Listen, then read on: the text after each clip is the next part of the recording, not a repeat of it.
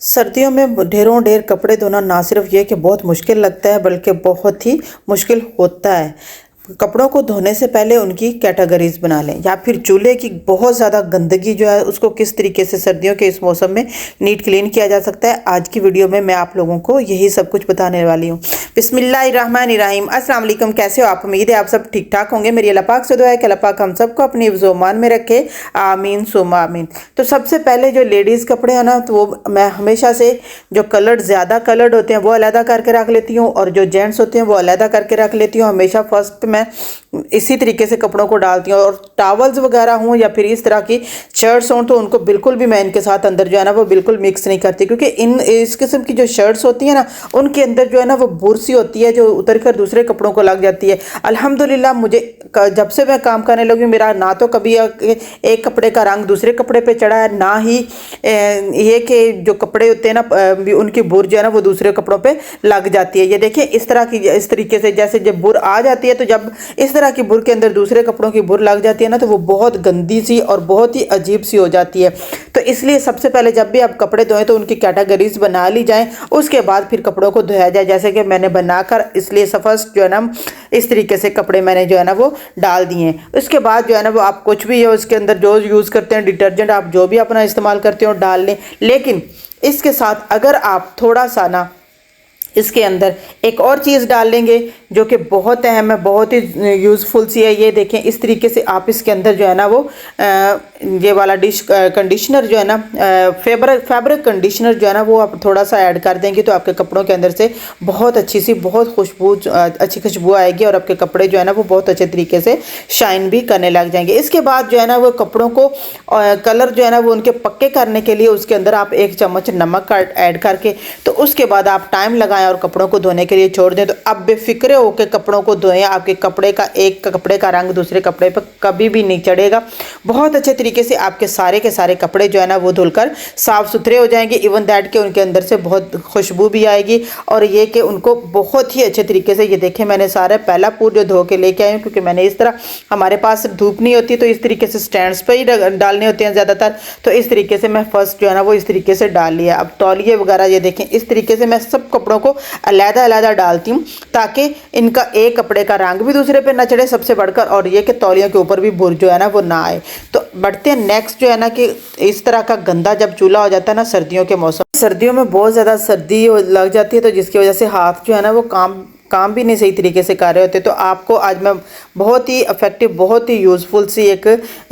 तरीका बताऊंगी कि किस तरीके से आपने चटपट जो है ना अपने चूल्हे को साफ़ कर लेना और उसके बाद आपने उसको हफ्तों 2 हफ्ते के लिए इस तरीके से किस तरह कवर करके रख लेना है। तो चलें स्टार्ट करते हैं। सबसे पहले जो है ना वो चूल्हे के ऊपर से जो सारी चीज़ें रिमूव कर देते हैं, क्योंकि मेरा अल्मोनियम फॉइल जो है इस पर मैं चढ़ाती हूँ मोस्टली तो वो बहुत ज़्यादा गंदा हुआ था चाय गिर गिर के, क्योंकि पूरा वीक जो था ना वो बहुत मेरा बिजी था जिसकी वजह से मैं इसकी सफाई बिल्कुल भी नहीं कर पाई। तो बहुत गंदा हो गया हुआ था तो मैंने कहा वीडियो सफाई करने लगी तो मैंने कहा चलो मैं आप लोगों के साथ भी ये वीडियो शेयर करती हूँ। तो इस तरीके से क्योंकि ये बर्नर जो था ना थोड़ा गर्म था इसलिए मुझे चिमटे के साथ उठाना पड़ा, बाकी मैंने ऐसे ही उठा लिए। सबसे पहले तो इन चीज़ों को मैंने पानी के अंदर भिगो के रख दिया साइड पर करके। अब मैंने अल्मोनियम फॉइल को उतार के इस तरीके से इसको वेस्ट कर देना है और उसके बाद आपने सिंपल जो है ना वो गर्म पानी लेना है थोड़ा सा, और उसके बाद आपने उस गर्म पानी को सिर्फ चंद ड्रॉप्स, क्योंकि बहुत ज़्यादा पानी इस्तेमाल करने से ना ये सिर्फ ये कि हमें ठंड लगती है बल्कि पानी भी वेस्ट होता है और सबसे बढ़कर जो है ना वो काम भी जो किचन का है वो बढ़ता है। तो आपने सिंपल ये देखें डिश वाशर लगा लेना है, कोई भी आप अपने स्पॉन पे लगा लें। उसके बाद आपने सिंपल गर्म पानी थोड़ा तेज़ ज़्यादा गर्म पानी आपने लेना है ताकि आपका चूल्हा जो है ना वो बिल्कुल भी जितनी भी उसके ऊपर ग्रीस लगी हुई होगी वो सारी की सारी ये देखें इस तरीके से सिर्फ आपने उन ज़्यादा गर्म पानी को उसके सिर्फ छींटे ही डालने हैं। छींटे डालने के बाद आपने इसके साथ अच्छे तरीके से सारे के सारे को आपने जो चूल्हे को ना आपने इसके साथ जो है ना साफ़ कर लेना है। सिंपल पहले फर्स्ट आप उसके ऊपर जो है ना वो अप्लाई करेंगे इसको इस तरीके से, उसके बाद फिर आप इसको अच्छे तरीके से थोड़ा सा रगड़ाई करके तो इसको साफ़ कर लेंगी। आप हैरान रह जाएंगे कि with in a few minutes आपके चूल्हा जो है ना वो किस कदर साफ़ सुथरा हो जाएगा, क्योंकि मोस्टली जो होता है ना वो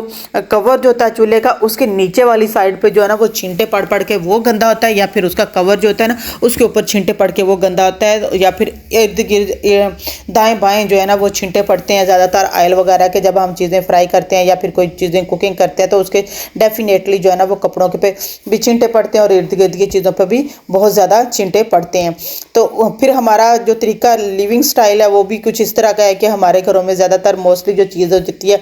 वो फ्राई चीज़ें पसंद की जाती हैं। तो इस वजह से जो है ना ये देखें मैंने इस तरीके से सारे के ऊपर आगे पीछे बटनों पे नीचे उसके जो ओवन वगैरह है ना हर चीज़ के अंदर जो है ना वो अप्लाई कर देना है इसको। उसके बाद फिर मैं आप लोगों को बताती हूँ कि इसको एक दफ़ा इस तरह अप्लाई किया, अब दूसरी दफ़ा देखें इसको आपने रगड़ लेना है अच्छे तरीके से सारा जो है ना ऊपर से नीचे चूल्हे पे जो भी होंगे ना दाग वगैरह वो सारे के सारे जो है ना थोड़ा सा अपने गर्म पानी पहन का उसके बाद सिर्फ अपने डिश वाशर जो है ना क्योंकि वो तो वो चिकनाई को काटता ही काटता है। बर्तन धोने वाला कोई भी डिश वाशर जो है आप लेंगे ना तो वो बहुत ही इफेक्टिव होता है। तो इस तरीके से सिंपल आपने सारे के ऊपर दोबारा से अब थोड़ा हाथ को सख्त करते हुए रगड़ाई कर देनी है सारी के ऊपर की ढक्कन की भी इसके कवर की भी और साइडों से इर्द गिर्द से सारे को अच्छे तरीके से आपने इस तरीके से एक दफ़ा इसके ऊपर फेर लेना है। उसके बाद फिर आपने क्या करना है कि आपका चूल्हा जो है ना वो बिल्कुल ऐसे लगेगा कि आज चूल्हा जो है ना वो जैसे मार्केट से आप न्यू खरीद कर लेकर आए हैं। तो इस तरीके से आपने इससे पहले सबसे जो है ना वो अंदर से जो है ना इसके होल्स वगैरह होते हैं ना उसके अंदर भी बहुत सारी चीज़ें जो है ना वो इकट्ठी हो जाती हैं, जमा हो जाती है। जैसे चाय वगैरह जो होती है ना वो अगर थोड़ी सी उबल जाती है तो उसके बाद फिर वो इसके अंदर चले जाती है। तो उसको भी आप इस तरीके से अच्छे तरीके से साफ़ कर लें और उसके बाद आपने इसको सिर्फ सादा कपड़ा लेना है। कौन सा कपड़ा लेना है ये देखें कि इस तरीके से आपने कोई भी माइक्रोफाइबर कपड़ा ले लेना है। अगर आपके पास नहीं है तो आपको परेशान होने की कोई ज़रूरत नहीं है क्योंकि आप जो है ना वो कोई भी जेंट्स बुनियान्स वगैरह जो ख़राब हो जाती हैं बहुत ज़्यादा फट जाती हैं आपने वो लेनी है। उसको थोड़ा सा आपने उसको पीस को लेना है और उसके बाद आपने इस तरीके से ड्राई के साथ आप इसको लगाएंगे और यहाँ पे आप फील करेंगी कि वो कपड़ा जो है ना वो ज़्यादा वहाँ पे सख्त से गुजर रहा है तो उसको ज़रा दबा के गुजार लेंगी। उसके बाद आपने इसको सिंपल जो है ना वो गीला करना है और गीला करने के बाद इसको कपड़े को अच्छे तरीके से जो है ना वो कपड़े को धो लेना है। धो के उसके बाद आपने क्योंकि ये बहुत अच्छे तरीके से इसके अंदर ज़रा भी पानी वगैरह नहीं रहता है आप अच्छे तरीके से इसके अंदर से सारा पानी जो है ना वो उसको इस तरीके से आपने इसके अंदर से भी निकाल देना जो है ना इसके अंदर बर्नर के अंदर जो भी गंद कूड़ होगा वो भी सारे का सारा जो है ना वो निकल आएगा। उसके बाद आपने इसको तह इसकी चेंज करते जाना, जिधर से गंदगी है उधर से आपने नहीं और साइडों से आपने इसको सफाई करके और गीला करके उसको अच्छे तरीके से निचोड़ के फिर इसी तरीके से जिस तरीके से मैं आप लोगों के सामने ये वाला इस तरीके से फेर रही हूँ ना आपने इस तरीके से फेर लेना है। अब उसके बाद जो है ना क्योंकि इस तरीके से आप जो है ना अपने चूल्हे को बिल्कुल नीट क्लीन फ्रंट से ऊपर से नीचे से साइडों से बहुत अच्छे तरीके से आपका चूल्हा जो है ना वो उसके ऊपर से सारी ग्रीस जो होगी ना कि वो सारी की सारी निकल जाएगी। इसी तरीके से आपने ये करना है कि आपने जो इसके बटन्स वगैरह होते हैं ना चूल्हे को चलाने के लिए ऑन ऑफ के तो वो आपने अच्छे तरीके से साफ़ कर लेने हैं और उनको बड़ी एहतियात के साथ क्योंकि मेरा चूल्हा जो है ना ये गैस नहीं छोड़ता जब तक इसको मैं ना इसको उन्होंने कुछ इसी तरह का ऑटोमेटिक है कि इसके अंदर से ना अगर चूल्हा मेरा कुछ चलता रह भी जाता है तो नहीं गैस जो है ना वो नहीं निकलती। देखें अच्छे तरीके से मेरा चूल्हा सारे का सारा साफ़ हो गया है। अब आपने करना क्या, सेकंड स्टेप कोई भी आप सुई ले लें या फिर कोई भी नोकीली चीज़ ले लें, इतना छोटा सा उसका सुराख होना चाहिए कि जो ईजीली जो है ना वो इसके अंदर जो है ना जहाँ से गैस आती है वहाँ पर आप वो जो है ना वो सप्लाई कर रहा होता है ना गैस तो वो जो सुराख है ना वो बिल्कुल खुल जाए। क्योंकि जब वो खुल जाएगा क्योंकि ये मेरा एक चूल्हा जो है ना वो काफ़ी अरसे से बंद हो गया हुआ था तो मैं हैरत ज़दा रह गई कि जब मैंने वो सुराख को अच्छे तरीके से साफ़ किया उसके बाद मैंने चूल्हे को चलाया तो मेरा चूल्हा जो है ना बिल्कुल चलने लग गया बहुत अच्छे तरीके से जो है ना। अब मैं तो मोस्टली जो है ना वो एलुमिनियम फॉइल जो है ना वो लगा लेती हूँ, आप लगाते हैं तो ठीक है, नहीं तो बाज़ार से जो है ना वाशेबल शीट्स वगैरह भी मिलती हैं स्टोव के लिए तो वो आप वो भी ऑनलाइन ऑर्डर कर सकती हैं। अगर नहीं तो आप जो है ना एलुमिनियम फॉइल लेके इस तरीके से अगर आप बचा लेंगे तो आपके हफ्तों जो है ना चूल्हा आपको साफ़ करने की उसकी ज़रूरत नहीं। बस डेली उठ के जब जैसे चूल्हे को सिंपल किसी भी गर्म कपड़े के साथ कपड़े को तो गर्म पानी के साथ थोड़ा कपड़े को गीला किया और उसके बाद आपने चूल्हे पे मारा, उसके बाद अपना सारा काम रूटीन वाइज काम करके उसके बाद दोबारा सफाई कर दी। क्योंकि मोस्टली जो है ना हम औरतों को आदत तो पड़ी होती है बार बार जो है ना कोई भी चीज़ होती है जब गंदी होती है तो बिल्कुल भी अच्छी नहीं लगती है। तो लेकिन ये कि बाज़ औक़ात बिज़ी डेज़ जब होते हैं ना तो बाज़ औक़ात नहीं भी होता और ना बाज़ औक़ात जब हमारे कोई मसला हो जाए सेहत के साथ कोई हेल्थ का इशू बन जाए तो उसकी वजह से जब फिर हमारे ज़्यादातर जो है ना वो इस तरीके से गंदगी होती है। अदरवाइज कोशिश हर औरत करती है कि उसका घर जो है ना वो 24 घंटे जो है ना वो नीट क्लीन रहे, साफ़ सुथरा रहे। चाहे वो लोग अपने घर उन्होंने मेड रखी होती है, जब कुछ लोगों ने रखी होती है, कुछ लोगों के पास मेड भी नहीं होती, लेकिन वो अपने घर को साफ़ सुथरा ही हर औरत जो आती है वो देखना चाहती है। तो यहाँ पे ये देखें इस तरीके से उसके ऊपर आपने पहले मेजरिंग करके थोड़ा थोड़ा 4-4 उंगलियां मैं तो हमेशा साइडों से, दोनों साइडों से छोड़ती हूँ ताकि साइडों पे भी छींटे पड़े भी तो ज़्यादा मेरा चूल्हा जो है ना वो गंदा ना हो। आप यकीन कर सकते हैं कि मेरा ये चूल्हा जो है ना वो तकरीबन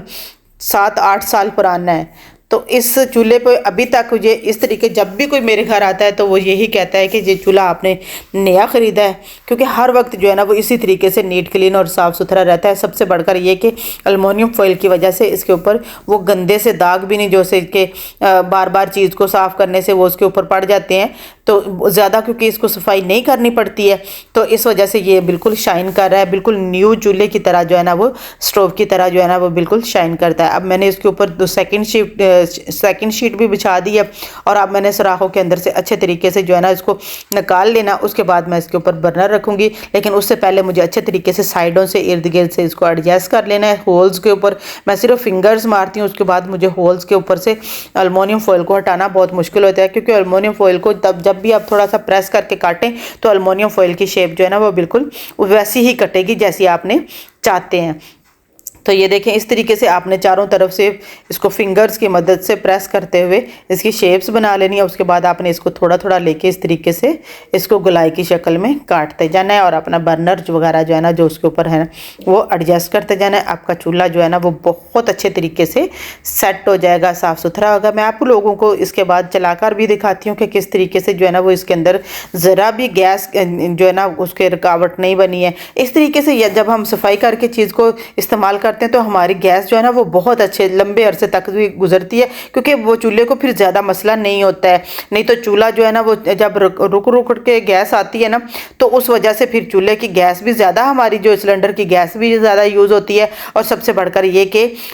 चूल्हा जो है ना वो बहुत स्लो भी हो जाता है। तो ये देखें अच्छे तरीके से इस तरीके से होल्स करते जाना है और आपने ऊपर अपने बर्नर जो है ना उनको एडजस्ट करते जाना है। उसके बाद जो है ना, क्योंकि मैंने ये पहले धो के बर्नर पानी में डाल के मैंने एक साइड पे रख दिए थे गर्म पानी में डाल के, उसके बाद जो स्टोव की सफाई की थी उसके बाद मैंने इसके ऊपर जो है ना वही स्पॉन्ज जो होता है ना वो उसको अच्छे तरीके से ऊपर नीचे मारा इनके, और जो स्टैंड है इसके चूल्हे के स्टैंड जो होते हैं उनके ऊपर भी मैंने वो उसको अच्छे तरीके से साफ़ करके फिर मैंने जो है ना